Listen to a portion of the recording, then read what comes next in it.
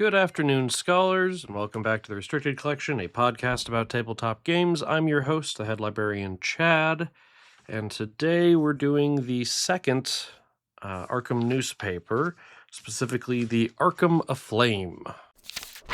So, for anyone who missed the first time I did this, and this is presumably only the last time I'm going to do this, unless they give out another newspaper like this, but FFG put out like a physical 4-page newspaper as promotional material. I did not hear back from FFG's legal counsel or Asmodee's legal counsel, so I assume that they don't take issue with this. But again, I argued why I think it's within my fair use to record these, because honestly, I think these are fun, and I don't know how much these have gotten into the community, so why not have a little bit of fun with this?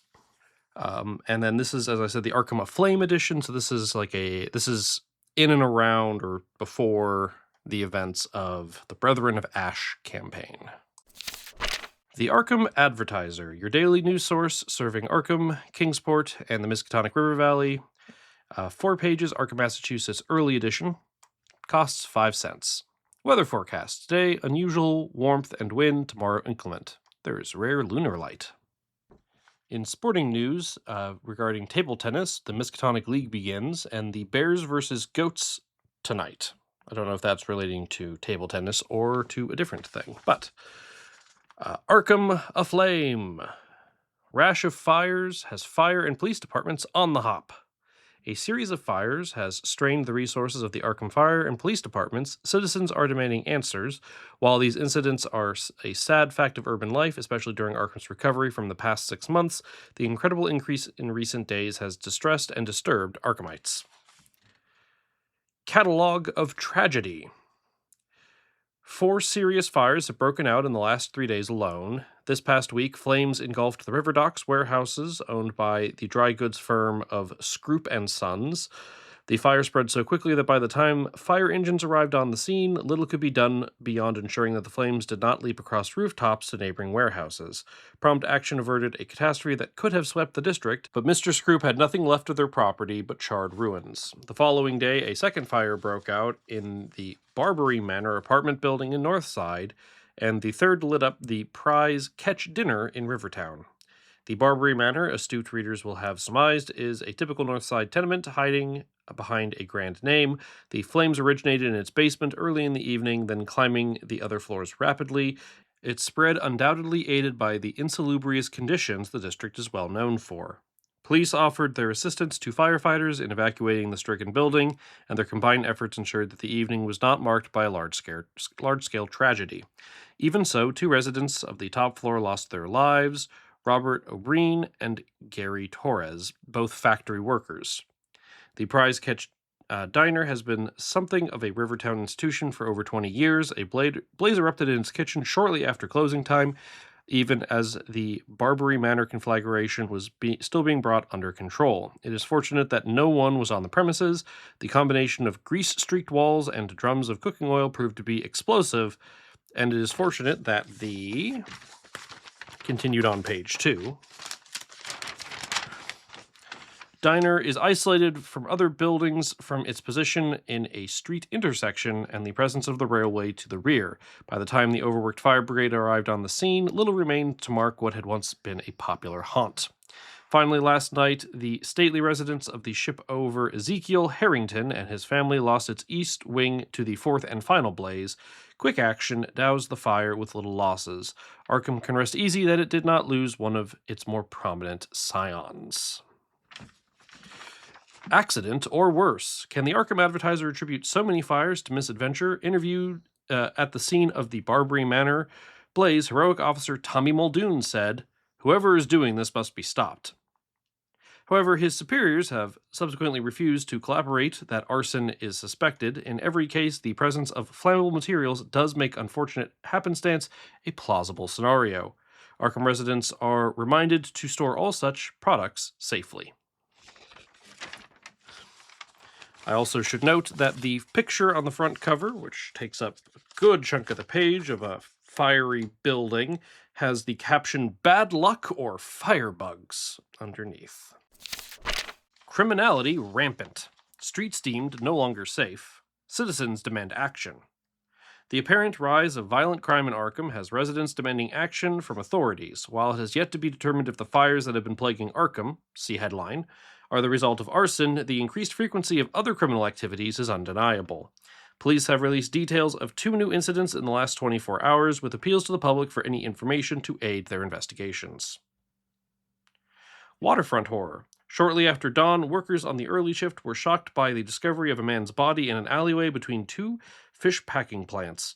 The victim, male, has been beaten to death, the attack carried out with such ferocity that the man's features had been rendered unrecognizable. Police, when called in, have been unable to ascertain whether the assault was carried out by one perpetrator or multiple. No wallet or other means of identification were found with the body. The victim remains unknown. The police request the public to come forward if they know of anyone missing who matches the following description. The victim is a white male, probably of at least middle age, with graying hair, weighing approximately 200 pounds, wearing a dark brown, threadbare suit, white shirt, and black Oxfords, the left one split. Residents are also asked to be on the lookout for suspicious characters. Missing officer. Police are seeking one of their own who went missing late last night in French Hill. Officer Alexis Wang was on routine foot patrol with her partner, Officer Elena Leonard, in the vicinity of Brayfire Gardens. They became briefly separated. Though Officer Leonard has stated that they were out of sight of each other for no more than an instant, when she looked to rejoin her partner again, there was no sign of Officer Wang. After several minutes of fruitless searching, Officer Leonard summoned help. The police have been combing the refined avenues of French Hill ever since. The disappearance of a respected police officer is alarming, but for it to happen in one of Arkham's prestigious neighborhoods is even more concerning. Is there no corner of this town that is safe from the talons of crime?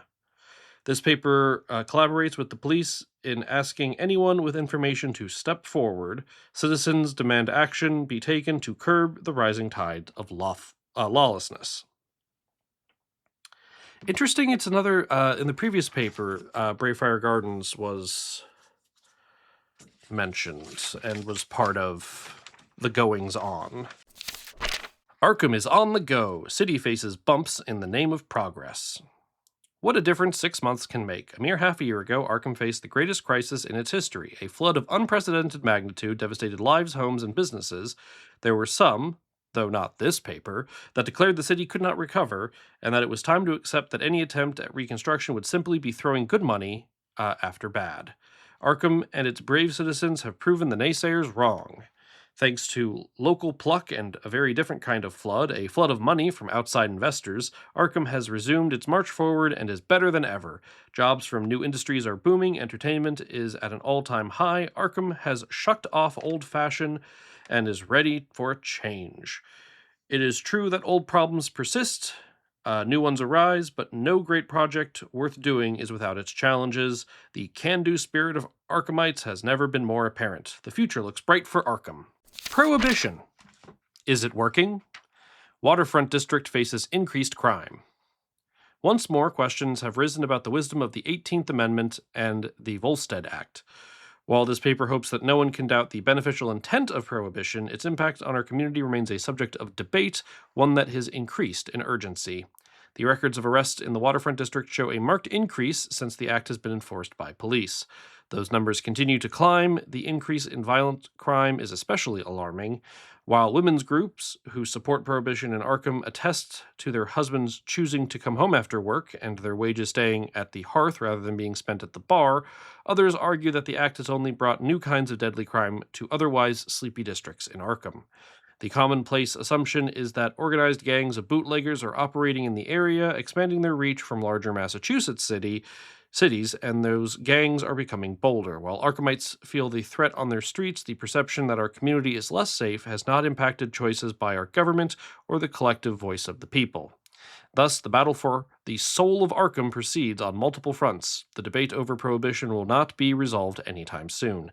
In the meantime, citizens are warned to have their wits about them when conducting business in the Waterfront District. Sky High Dreamer or Mad Balloonist. Popular local insomniac and chair of Arkham's High Flyer Society, Miss Charlotte Lewinwells, has announced her next ballooning trip over the New England coast while fast asleep. Miss Lewinwells aims to, quote, reach beyond the mortal veil and enter the realm of the dreamlands. Being a tad closer should make it easier, end quote. An enthusiastic crowd of high flyers will cheer on Miss Lewinwell's perilous embarkation from Kingsport this Friday evening at 7. All welcome. Editorial. A clean Arkham is a safe Arkham. The old saying that cleanliness is next to godliness may be a shipworn cliché, but this citizen wishes to remind readers of the truth it represents nevertheless. It need hardly be pointed out that the least desirable areas of our city are also those most afflicted with moral decay.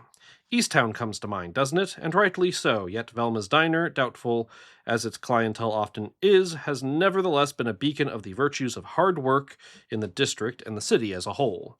It is dismaying, then, to learn about the disturbing graffiti daubed in what we can only hope is merely red paint in the alley behind the establishment.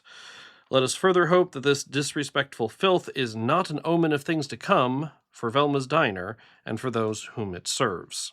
Let all of us work to keep our town clean and safe. We must help each other. Enabling horrible graffiti to adorn the diner does nothing but erode the faith in our community. Additionally, in the editorials, a note to promoters, clean advertising is clever advertising. Citizens have been alarmed by the sight of road figures loitering in the streets of Arkham after dark. This concerned wife detects whiffs of a publicity stunt and wishes to alert her fellows. Is there a new club about to open, or perhaps this is a terrible decision to promote a new illegal speakeasy? If so, it would serve the promoters to be less coy about it. Do not stoop to frightening residents with your costumes. New ocean mystery, ghost ships and marine monstrosities. The appearance of ships thought lost is usually cause for rejoicing, but this is not the case when the ship in question are missing their crews, such as the case with the freighter Argyle and the fishing vessel Elizabeth Clark. Both were listed at lost at sea, the Argyle 6 months ago, and the Elizabeth Clark 3 months ago. They were found a mile outside of harbor yesterday, completely deserted. While it is believed that the ships had sunk during the heavy storms that struck the Arkham region around the time of their disappearances, that explanation now seems wanting. If the ships did not sink, where have they been, and what happened to their crews? The mystery has tongues waggling, particularly since the return of the ships has coincided with the discovery of sea mammals' bodies and malformed deep-sea denizens on our shores. The evidence of severe injuries sustained by the animals has disquieted witnesses and has left marine biologist experts at a loss to explain. Could they be related? Olmsted kidnapping trial underway. Sensational accusations against wealthy Ferdinand Olmsted. Prosecution star witness Isabel Barnes to take the stand. Today marks what is likely to be the climax of the trial that has been gripping Arkham. Mr. Ferdinand Olmsted, millionaire and man about town, has been charged with the kidnapping and disappearance of Miss Betty Wellington. Today, prosecutor George Barnaby will be calling his prime witness, Miss Isabel Barnes, a friend to Miss Wellington, to the stand. The broad lines of the case are now common knowledge. The trial revolves around what did or did not happen close to a year ago after one of the typically lavish events at the Olmsted residence. It was at that event, hosted by the brothers Frederick and Augustus, that Miss Wellington was last seen. Every attempt by the police to locate her has proven futile. At length, Mr. Olmsted was arrested and charged with kidnapping. Only the absence of a body prevented the police from making the charge one of murder. Mr. Olmsted has steadfastly maintained his innocence throughout the trial, which his lawyer, Miss Jackson, has characterized as grandstanding career stunt for Mr. Barnaby. Mr. Barnaby has chosen to vilify my client for the simple reason that he is rich, Mr. Jackson said. It is my duty to show that those who have done well for themselves are due the same rights as everyone else. Miss Barnes, a close friend of Miss Wellington's, is expected to deliver explosive testimony that Mr. Barnes claims will definitively point the finger at Mr. Olmsted. Despite what they appear to believe, said Mr. Barnaby, the rich are not a superior species to the common people, and they are not above the law. Mr. Olmsted took his privilege to mean he had a license to do anything to anyone. Miss Betty Wellington paid a terrible price for Mr. Olmsted's belief. It is now time for Mr. Olmsted to face the reckoning that the law demands, the law that does, in fact, apply to him. After today's witnesses have taken the stand, the prosecution and the defense are expected to make their final statements. I know I haven't been commenting a whole lot. I am going to comment on this one. It's interesting that it's Izzy taking the stand, because she only just got back. It's interesting that it's Barnaby. Barnaby's retired, technically, and unless he's gone back in this new unless now he's gone back, which I guess he could have. I feel like I should know who Ferdinand Olmsted is, but it's not coming to me. Wealth of new jobs arrives. New Horizon Industries to plant its flag on Arkham. While the road to reconstructing our city is beset by many challenges, it is a special pleasure when this paper is able to report truly good news. Glad tidings have arrived with an announcement by New Horizon Industries. Soon the company will open a meatpacking plant in the waterfront district. The Advertiser had the opportunity to speak with Mr. Howard Wilkes, president of New Horizon, about his plans and how it fits with Arkham's future. We at New Horizon are delighted to be able to be part of Arkham's renewal, Mr. Wilkes said. This gives us a chance to showcase our core philosophy, that an industry such as ours is not only a place of employment, it is a community within a community. The jobs we provide do not simply change the lives of those who work them, they also change the lives of everyone connected to our employees. We live by the idea that what we do at the plant can touch the whole city. Asked to elaborate, Mr. Wilkes continued, remember what our product is. We hire people to pack the meat. That meat then feeds the people of Arkham. The wages we give our employees help them pay for homes and enjoyment of this life. This is the kind of virtuous circle our world needs more of, companies helping those they serve. To which this paper can only add a hearty, hear, hear. Horoscopes. Aries. The moon is in ash. Follow only the trustworthy. Taurus. Those who are assembled sing from a single abyss. Gemini. Beware the gaze of the birch. Cancer. The palm opens to revelation or to judgment. Leo. Flames are the leaves of a book to be read. Seek the words beneath the burn. Virgo. You will learn to distinguish between master and the thrall. The difference is not always clear. Libra. Not all veils should be rent. Scorpio. Renewal is in the stars. Take all necessary steps accordingly. Sagittarius. Ensure that there are, in fact, stars before submitting to their guidance. Capricorn. The words of the sea are spoken in what it returns. Think carefully about listening. Aquarius. This is a month for omens. Pay particular attention to the ones that crawl. Pisces. Whispers can be more than rumors. They can also hurt bone. Classified advertising. Urgent need for volunteers. Northside Soup Kitchen. Help for the victims of Barbary Manor fire. Lost. Iron picture frame. Store with picture face down until retrieved. Rooms for rent in Rivertown. Good rates. Clean. Fireproof. Beach cleanup. Bring large bucket shovels. Poor sense of smell a plus. Fancy a life at sea? Deckhands needed for sea voyage. Length indeterminate. Excess limbs.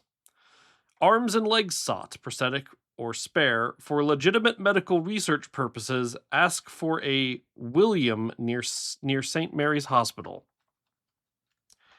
Now hiring, short order cook. Must be good with fists. Tests will be run. Foul odors and noxious fumes are our specialty.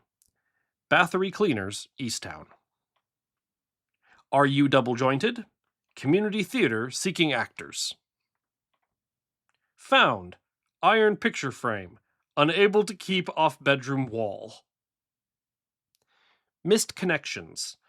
Number 17 streetcar, Monday, 11:30 p.m. You, one green eye, one yellow. Me, I remember. Missed connections. Mary, I still can't find the box. Excess limbs. Oh my goodness. Excess limb.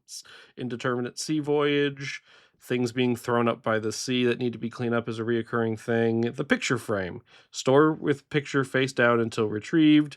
Iron picture frame, unable to keep off bedroom wall. So much like last time, that's it for like the, substantive articles.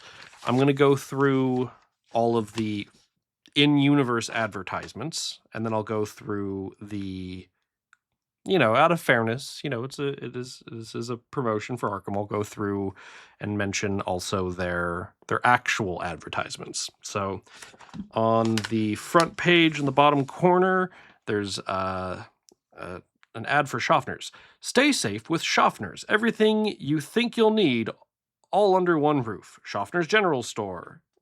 Mr. Handy's Everyday Apocalypse tool sets back in stock.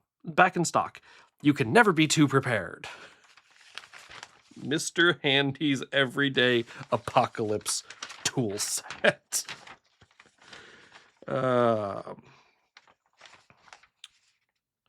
Velma's All-Night Diner, fresh pie, meatloaf, sandwiches, and more. Try our award-winning cherry pie. You won't believe what's in your mouth. The pride of Easttown. We are open when your eyes should be closed.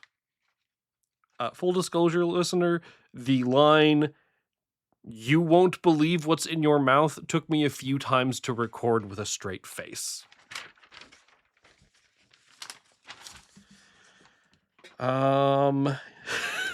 Another one that, when I first read it, gave me a chuckle. You could be in meat. Hiring now, New Horizon Industries. Make tomorrow taste better together. And it has a picture of the cuts of a cow. But just the slogan, you could be in meat. Yeah, you know exactly what you're doing, people who put this together. For the real advertisements, none of them are on the front page. I think there was one on the front page last time. Gamegenic, Essential Esoterica for Arkham Horror, the card game. Upgrade your game at the Old Magic Shop. I do appreciate this. There's a QR code for the Arkham Advertiser. Never miss out on the news. All issues may be read and downloaded from arkhamhorror.com. I just had a brief panic about whether or not all of this was just available online. A quick review of their website did not immediately find these newspapers, so maybe I still am doing a public service. Maybe. Advertisement for Arkham Horror, the card game, Chapter 2, out now! The world has changed, the page has turned, and now a new chapter awaits. And then the last... Yeah, there's another advertisement for continue your investigations at arkhamhorror.com. Meet the investigators, explore the lore, discover your next favorite game, and find the latest news all in one place. Visit Arkham from the safety of your browser. That's fun. And then the Arkham Horror, the role-playing game, where they have the ultimate bestiary of Arkham's horrors coming soon to all good hobby stores. Enrich your game and nightmares with more than 50 eldritch terrors. The bestiary from the Thompson Files, which I would imagine is Mandy Thompson.